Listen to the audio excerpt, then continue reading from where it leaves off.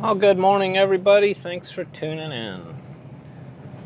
This is that bright and early that I'm always talking about. It is 7 a.m. on a Saturday, and I am heading to Wind Cave. I want to try to get there right when they open and be like their first tour of the day. That way, I can just beat the crowds, you know. I realized that it is Memorial Weekend as I'm filming this. That campsite that I love so very much and decided to spend 2 nights there, it turned into a drunk party last night. I had a whole colony pull in behind me and took about an hour to park their 40-foot fifth wheel, and their camp looks like a Walmart exploded. There was probably 20 people over there all night. I think they crushed like 3 cases of Coors and were loud until at least midnight. So I didn't get a whole lot of sleep. The main dude even decided after 6 or 7 of them he'd drive his straight piped Cummins around the camp and show everybody his super cool air horn. So, but that's okay. I'm moving on. It is Memorial Weekend. This is basically the start of a 3-month period of time every year where people who really don't belong outside are gonna be outside. And luckily for me, this is my full-time, this is my life. So to be able to afford a dually Cummins truck and a 40-foot fifth wheel and an entire Walmart's seasonal section and feed 20 children, you have to work full-time. So Sunday nights through Thursday nights, should be nice and quiet for me, regardless of the season. Well, apparently 7 a.m. is not soon enough.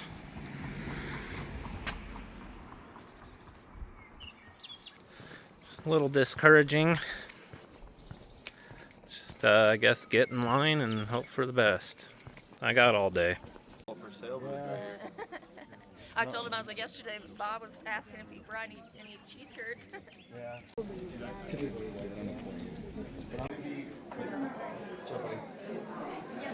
I got the very last tour it's called Fairgrounds. It's the most impressive Ranger favorite tour. They are only selling individual tours at this point. I waited in line for over an hour. I was like the 300th person in line. My tour's at 3 o'clock. And we're here in the visitor center. It's like 9 a.m., so I gotta go do something all day. But yeah, finally gonna see Wind Cave. So not only did I get the very last cave tour, I also got the very last campsite at this place. It's not ideal. It's a tent site. And my van's literally parked right next to these people's tent. They're gonna hate that. But I decided because my cave tour is at 3 o'clock today, it's gonna take at least an hour and a half. I don't want to be trying to find somewhere to camp that late in the day. So this is just for one night. It was $24, recreation.gov, but literally the very last campsite in this whole place that was not reserved. So I'm feeling pretty lucky today. Like, the universe said, this guy had a shitty night. Let's let him have his cave tour and his campsite so he can make a YouTube video. So, yeah, this is home for the night. I might, bring the cats over here, let them kind of wander around. They have been cooped up for a couple days now. There's also a trailhead like right here off of my campsite. Yeah, if my rig was any longer than this, I would not be able to camp here,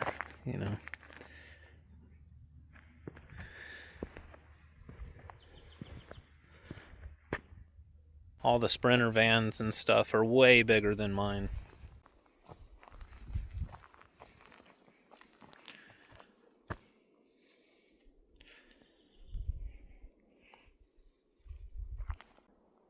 Yep, pine trees are Theodore's favorite too. He's like, smells good. Well, I've still got 3 hours to kill, so I'm gonna go for a hike here.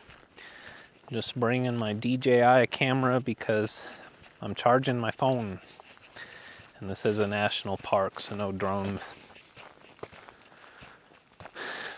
Right away, we got this big old hill climb here.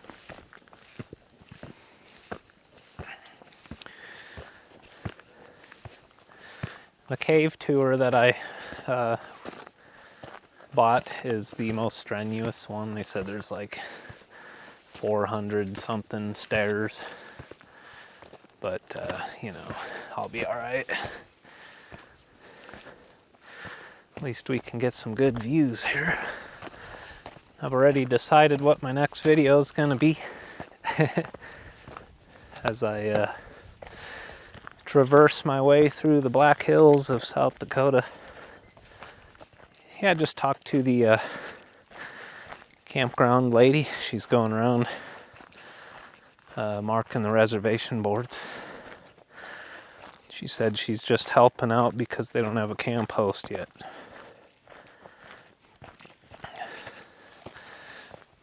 This is National Park. I know they have experienced some very severe and unfortunate budget cuts lately.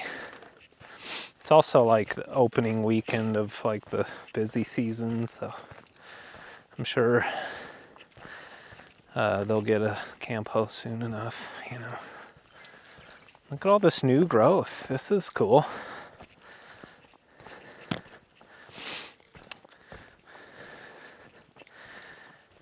That's cool to see.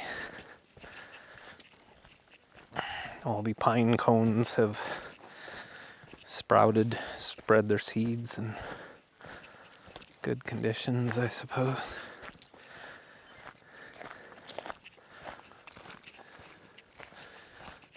Yeah, this is nice. What a nice day. This weather couldn't be more perfect, honestly.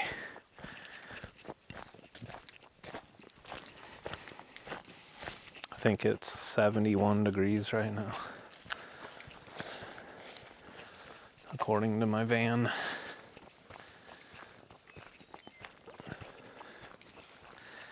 Which there's really no good place to put an outdoor thermometer on a vehicle, so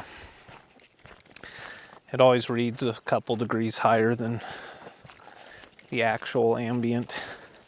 You're supposed to be like 20 feet off the ground or something for a outdoor thermometer, but I just put it somewhere on the van where it's kind of protected from direct sunlight and the elements, you know.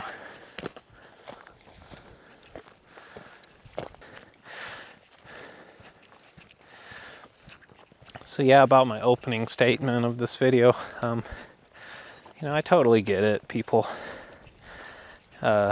you know, when you work full time, you're kind of stuck in the grind, and you know, you take your family vacation. It's, you know, you overcompensate. You really cut loose and let it all out and go wild. And people that aren't used to camping all the time tend to go a little overboard with the shopping and stuff too, you know. But you know, I understand, I suppose. I don't agree with being disrespectful to and not courteous to everyone else in your campsite, but look at that.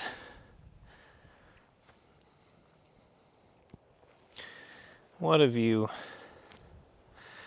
Actually, the view's gonna get much better here in a minute when I get to the top of this hill. I've driven through Wind Cave twice, and see a lot of bison, a lot of buffalo. Just on the way here this morning, I saw buffalo, deer, and prairie dogs. Every year, I believe in October, they do the like the bison roundup around here, where they herd all the buffalo from like this area and Custer State Park and stuff, and just like count them. I think that's all they do is just count them, just to see like what their numbers are, because you know, people back in the late 1800s basically slaughtered them all to near extinction.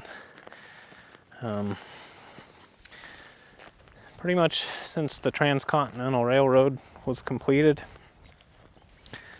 people would go out, ride a train out west, shoot some buffalo, skin the hide off, throw the hide on a train heading back east to be sold, and they would leave the majority of the carcass just laying there to rot out here.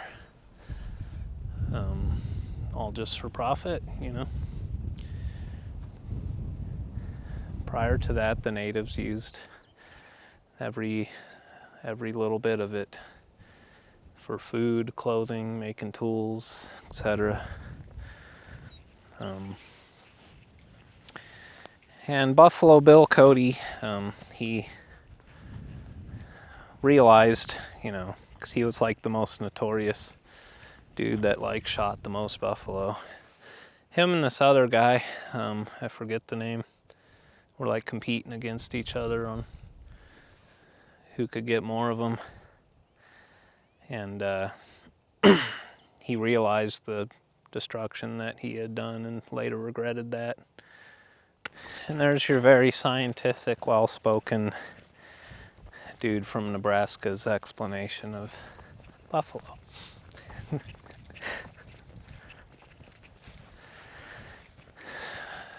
Beautiful, beautiful weather. I'm loving it. Tomorrow's high is 10 degrees hotter than today. So it's only going to be warm for a couple days though. And after tomorrow night, I think I'm going to be quite a bit higher up in elevation. I'm going to find me a nice free dispersed camping site somewhere up in the trees, up on a hill somewhere, you know.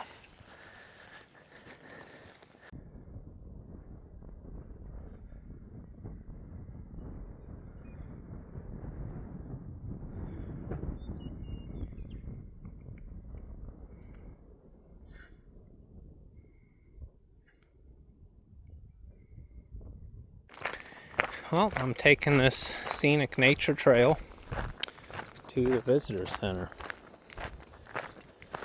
It's like 20 after 1, but I'm just too excited.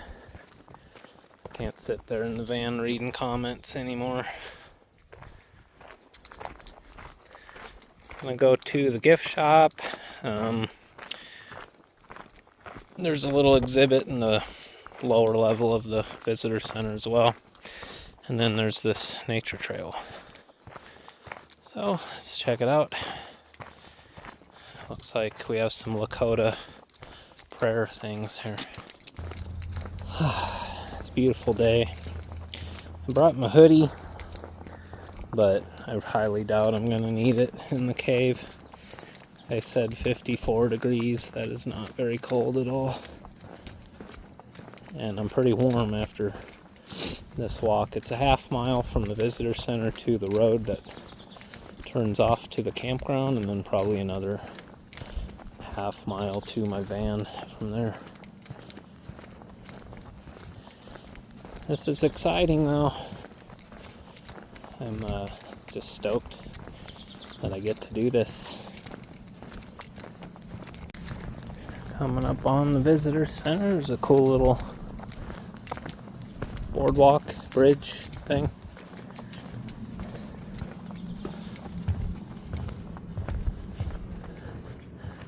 Super old school looking retaining wall holding the road up.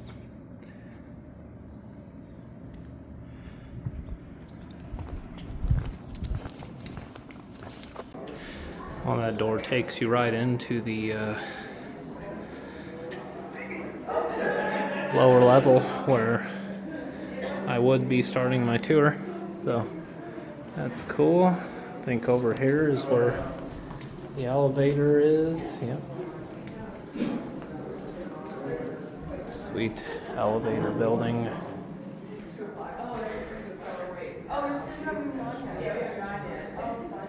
There's my cat's namesake right there.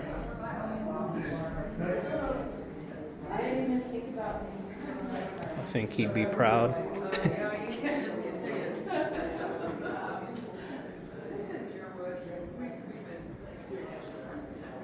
Yeah, this is your woods is the only one that we had.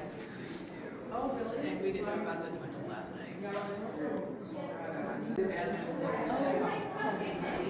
So. And everything. I grew up around here, and I haven't been to this cave since I was like, well, junior high. 3D mapped it. It's pretty cool. The deepest point in the cave is Windy City Lake at 527 feet below the surface. Oh.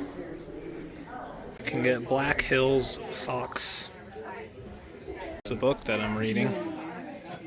They had water, but got me a Diet Coke. Kind of just continuing down the nature trail here.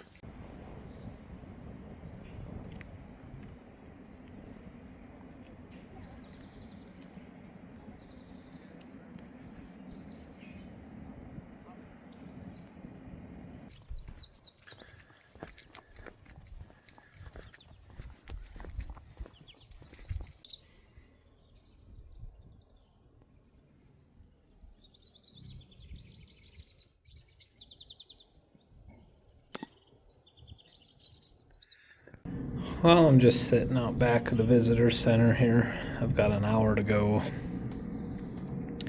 There's a little 18-minute movie I'm about to go watch. I see a storyboard on top of that hill.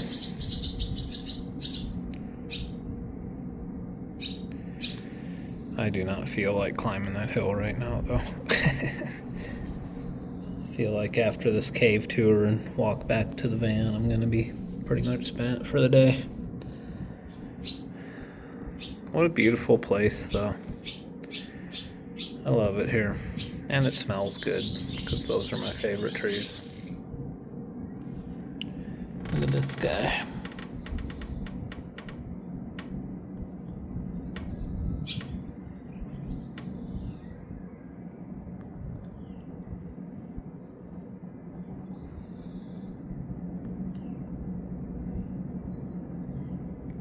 Different landscapes of uncompromising beauty. One springs from the earth, the other lies hidden beneath it. So I couldn't show you that, obviously, for YouTube reasons, but these two dudes discovered it in like the 1880s when they heard wind rushing through an opening to the cave. And then this kid named Alvin, who was 16, spent like his whole life exploring and writing a diary about the whole cave, documenting it.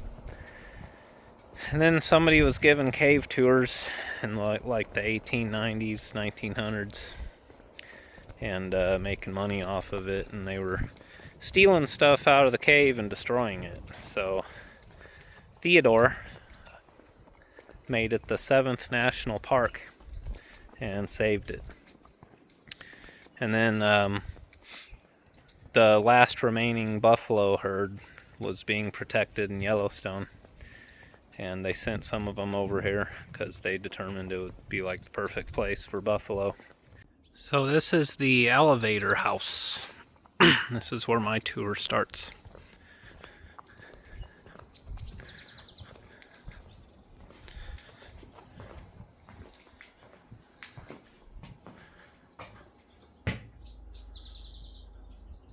Wow. Check it out. Snake pit. These elevators are from 1938.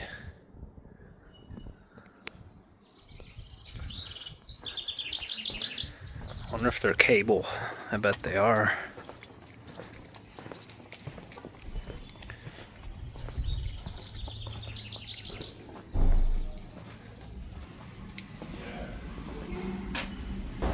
These elevators are awesome. Look how old these things are.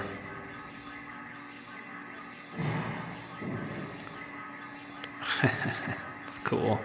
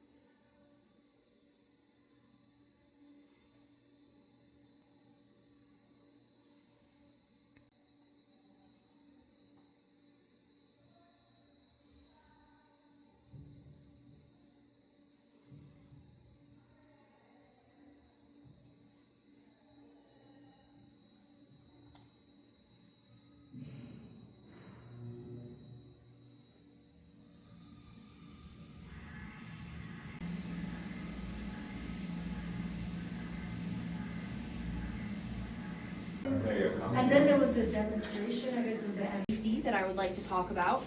Here in the cave, I ask that we please do not touch the cave walls. There are micro oils on our hands that are not good for the cave. We want to be able to keep it how it is so others can enjoy it as well. But there are some things here in the cave that I will let you touch. They are silver, they're shiny, they are the handrails. I highly recommend using the handrails, specifically while we are on the stairs today. Future Dave here. We were told right away at the beginning of the tour that flash photography, flashlights, phone lights, using lights of any kind was prohibited on the tour. It was also a very confined, cramped space, and I could not use my wide-angle lens because it does not do well in low light. The lights down there are like halogen or something. They're really old. The ranger said that the lights are so old that if they need parts for them, they have to get them from eBay. So looking at this footage as I'm editing it, it's pretty much exactly how I saw it. I did chop it up quite a bit just to get all of the just black nothingness out of the video. But you're seeing it essentially how I saw it.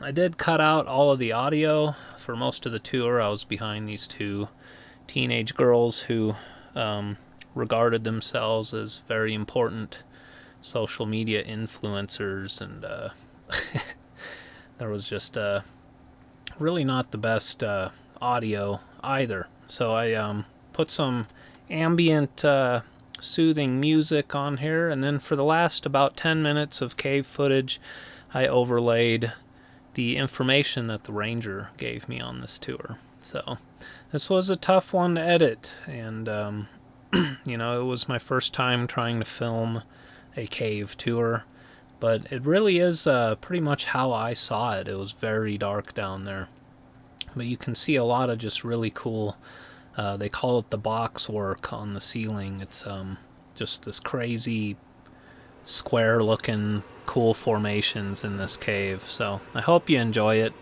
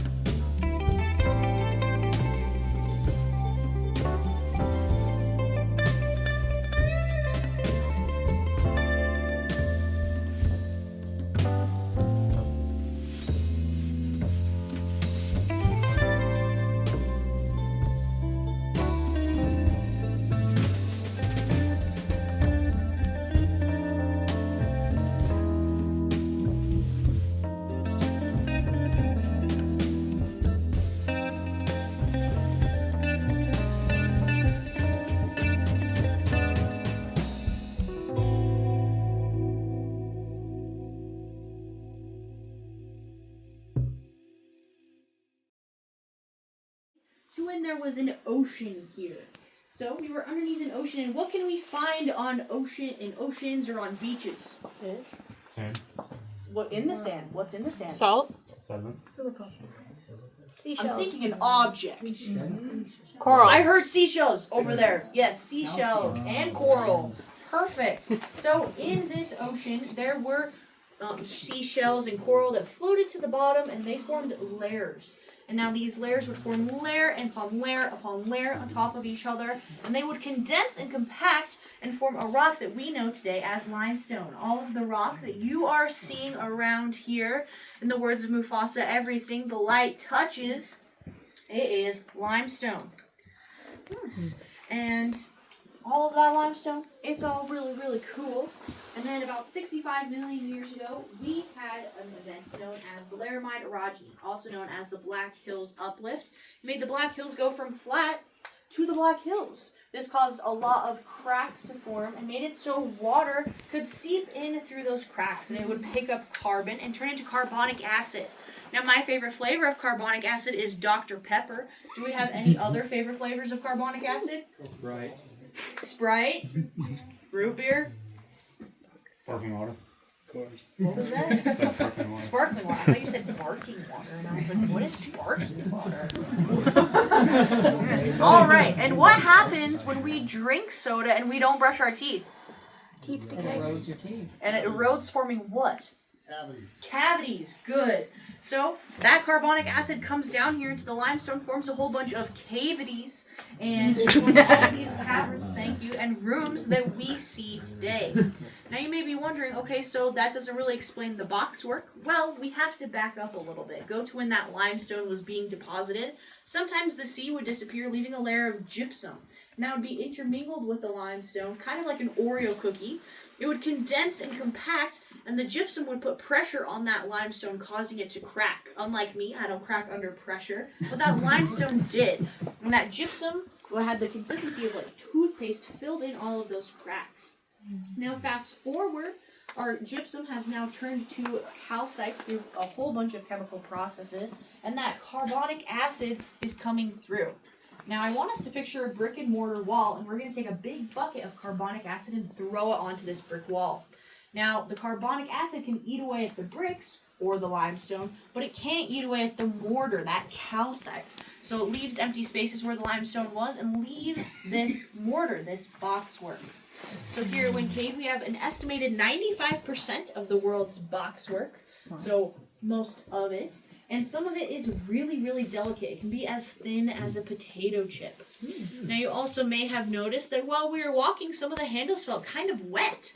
Have you noticed that a little bit? Yeah. That's due to the 97% humidity in the cave. It likes to stick on things like the handrails and the walls. When it sticks on the walls, it eventually evaporates off and leaves a mineral deposit behind. That can be known as cave popcorn or frostwork, and we'll get to see a little bit of that as we continue on. But do we have any questions? Yes. So this is made out of the same material, calcium carbonate, that popcorn is. It just requires there to be a little bit airflow for it to have that more crystalline structure. So it has a different crystalline structure than popcorn, making it a different mineral. It is aragonite. Yes. For those holding their phones up, are we good taking a picture? I'm going to turn the lights off in 3, 2, 1. All right. Okay. Now, I'm going to stand in front of you awkwardly. Hello. Hello. So, has anybody had the chance to go see the natural entrance of the cave yet? Yes. Okay, a few of us. Highly recommend going to see that after this tour. It's only about the size of my ranger hat, so really cool to see it in context of how big the cave is after you've been in. And when you go over there, if you have been already, you might see some fabric hanging in the trees and the shrubs surrounding the natural entrance, and these are prayer bundles left by the Lakota and other groups and tribes, because it is an incredibly sacred area to them, because their emergence story took place here. And I'm going to tell a little rendition of that today. It starts a long time ago, not in a galaxy far, far away, here. And deep in the cave, there was known as the Spirit Lodge, and that's where the humans were. And they were told to stay there by their creator until the surface was ready for them. There were two trickster spirits on the surface, Iktomi and Anagate, and they were playing tricks back and forth on each other, kind of like siblings do. And eventually, as maybe siblings here know, you kind of get sick of playing the same tricks back and forth on each other. And that's what happened. And they decided that they wanted to play a trick on the humans. So they took a wolf and they put a pack on its back full of berries and meats and furs and pelts and sent it deep into the cave, into the spirit lodge. And they enticed some of those humans. Some came up, but some followed the words of the Creator. When they came up, it would have been very much like it was today, very warm, sunny, lush, green, hearing all those bugs and those birds. They thought this is pretty cool. But here in South Dakota, we have a little thing called winter. And when winter came, they were vastly underprepared. They were freezing, starving, even dying. They ran back to that natural entrance, but they couldn't get in, so they pleaded with the Creator, saying, please help us. But the Creator was disappointed that they had disobeyed him. So they helped the Creator, but for a price. They turned their hands and feet into hooves. They gave them a big brown woolly coat, and they even gave them horns. What do we think the Creator turned these people into? Bison. Bison, yes. Good answer, good answer. The Creator turned these people into the first bison. And then when that next spring came, the Creator deemed the earth ready for the rest of the people. So they all came up. They were told to follow the bison, for they would provide them with food, lead them to water, and give them any other tools that they needed. Then the Creator shrunk the natural entrance down to the size it is today, about the size of my ranger hat. So they could always remember where they came from, but they could never return. And it stayed that way until the 1800s. In 1881, when Tom and Jesse Bingham, two brothers, were riding by the natural entrance, and the wind coming out of the cave actually blew Tom's hat off of his head. That is the first documented instance of it being discovered after the Lakota. In 1890, the South Dakota Mining Company thought that they could have something pretty cool here, so they sent the McDonald family here to be the managers of that claim. But what's something that you can mine that maybe we haven't seen here today? Gold, yes. So mining for gold didn't really pan out for them. So they decided that they were going to turn to tourism. Thank you. And we're specifically going to talk about the youngest son, Alvin. Alvin is known as being the first tour guide of the cave, one of the first, and the first systematic explorer. He explored 8 to 10 miles of the cave in his time here. He did this by tying a ball of twine to his waist and then tying it elsewhere in the cave or even up on a tree on the surface. And he only used, it's backwards in my hand. Nope, it was right the first time. A candle. So we can think about how different the cave would have looked with just a candle compared to the lights that we have today. We wouldn't be able to see all the way across the room if we just had a candle. So it kind of puts it a little bit into perspective. So they partnered with the Stabler family to bring a little bit more tourist action here. The Stablers built a hotel and had a restaurant, and it was working pretty good, but they decided that they needed to bring a few more tourists here. So in 1893, the McDonald dad, Alvin's father, and Alvin went to Chicago, to the Chicago World's Fair. They brought a whole bunch of specimens from the cave, and people were very interested. It was all looking great. However, on the way home, Alvin contracted typhoid. He did make it all the way to South Dakota, but did pass away from that at the age of 20. We do today still follow in Alvin's footsteps, quite literally. All of the tour routes that we use today are the same tour routes that Alvin used back in the 1800s, which is very cool to think about.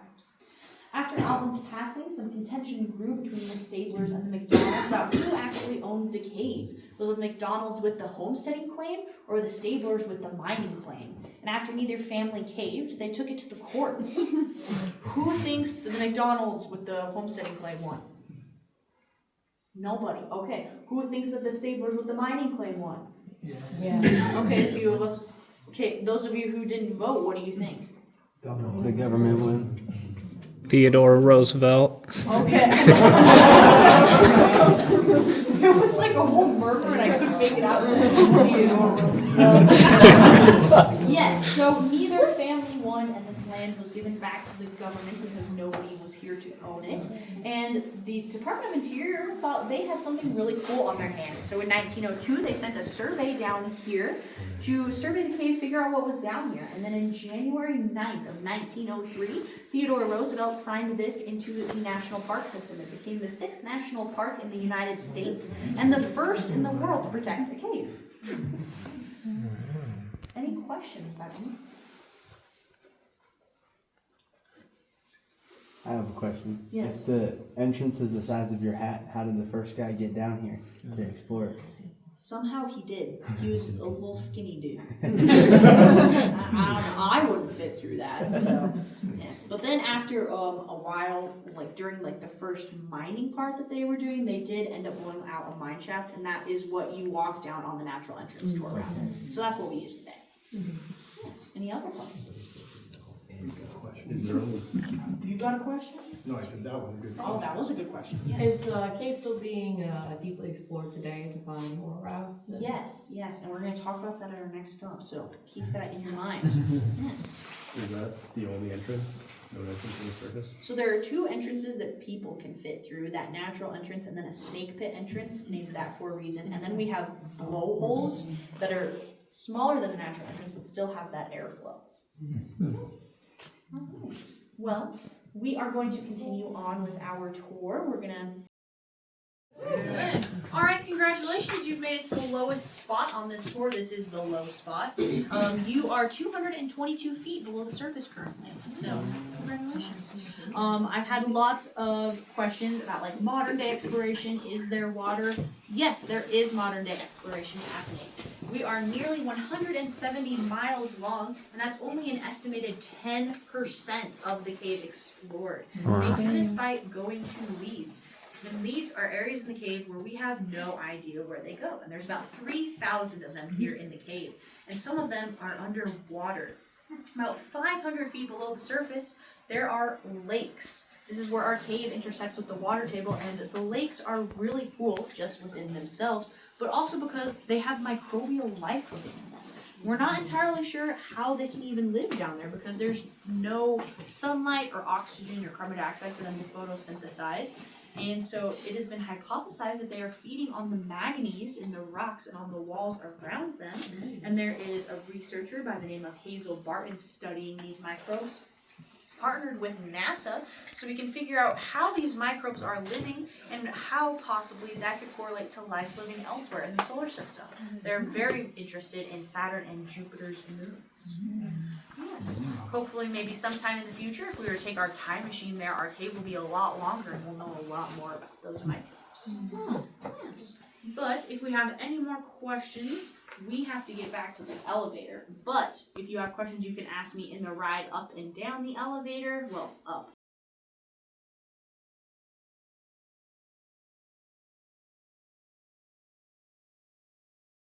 Oh, time to get back to the kitties. I'm sure they're fine. The weather's like perfect.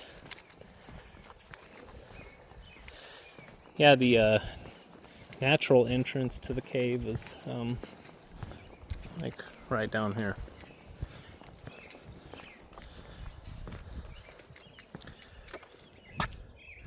But I saw at Devil's Tower, there's a bunch of those Lakota prayer bundles, and I read a sign that said it's considered culturally insensitive to like film them or take pictures of them. So that was actually a really long tour for $16. It's pretty good. We were down there for well over an hour. I am super thirsty because you can't bring any food or drink, you know. Get back to the van, drink some water, feed the cats.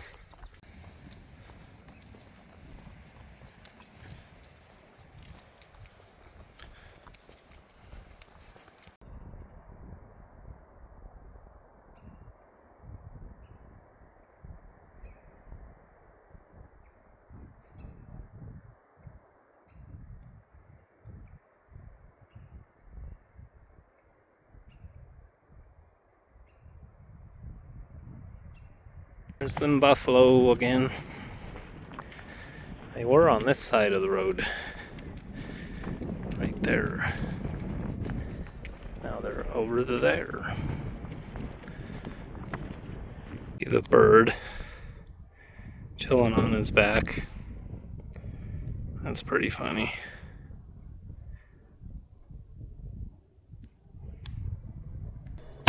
Dinner tonight is Brussels sprouts and people pate. I did not pull any meat out of the freezer. This is enough, though.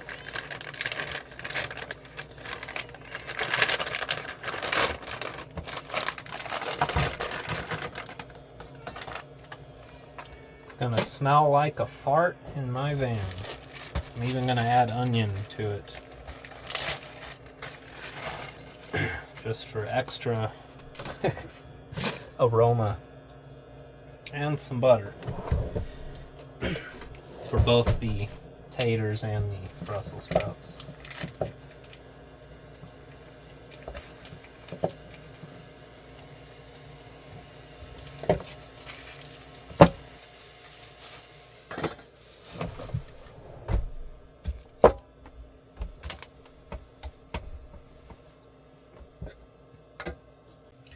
I'm adding some of this sweet soy sauce to the Brussels sprouts. Oh god, the thing came out. Alright, I'm adding a lot of that soy sauce. Oy.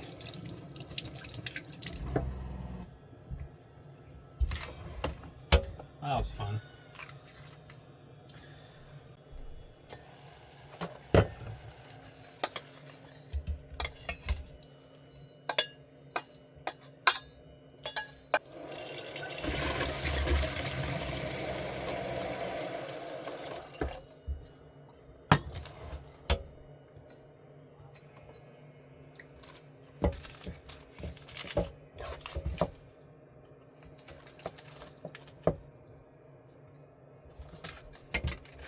I'll throw a little shaky cheese on them too. We're just experimenting here.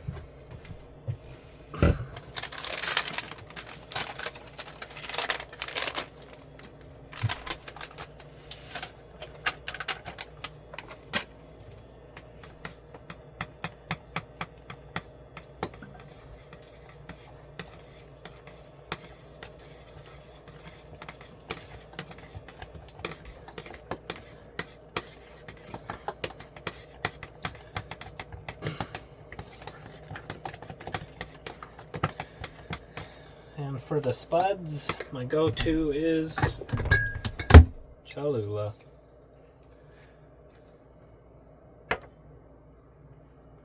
Not too much. For me, anyway. Definitely too much for average people.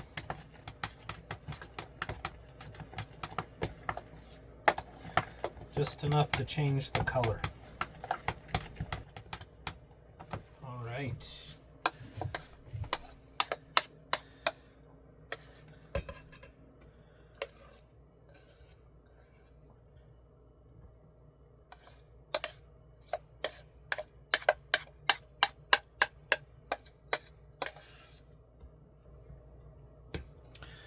And there we have it. Brussels sprouts and spuds. Subscribe for more recipes. I eat my dinner over here and let the cats get some fresh air. Alright, that's going to do it for this video. I hope you enjoyed it. Hopefully the footage is decent because I was kind of betting on that for the meat of this video. I'm heading to Crazy Horse next, and then Jewel Cave, and then it's on to some backcountry boondocking in the Black Hills. Stay tuned. Thanks for watching. I hope you're well, and I'll see you later. What are you doing, Theodore?